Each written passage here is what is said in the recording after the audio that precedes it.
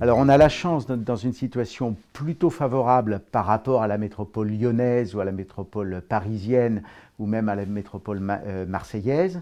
Dans cette deuxième vague, les métropoles de l'Ouest ont plutôt été touchées un peu plus tardivement, ce qui fait qu'on bénéficie des effets du confinement alors que l'accélération n'a pas encore saturé nos services de santé.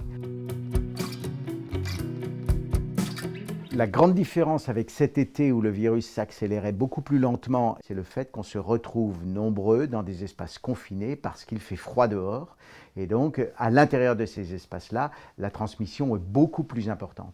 Et puis, un deuxième élément, c'est que les gens ont tendance, avec le port du masque qui est maintenant bien généralisé, à imaginer que c'est la protection absolue. Ça n'est qu'une réduction des risques. Les risques de transmission par les mains restent très importants et donc le lavage des mains reste la deuxième mesure barrière qui est absolument à mettre en œuvre.